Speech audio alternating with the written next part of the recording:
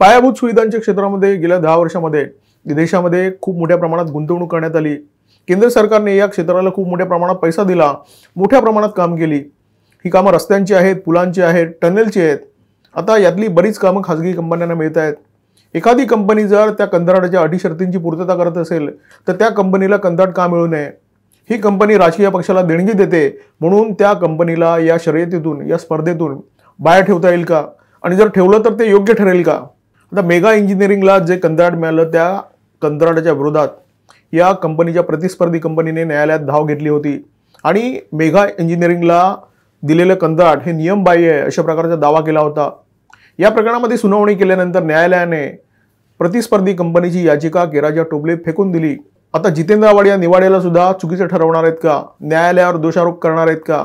जर केंद्र सरकारवर ते करू शकतात तर तोच निकष लावून त्यांनी न्यायालयावर सुद्धा हेच आरोप करायला पाहिजेत।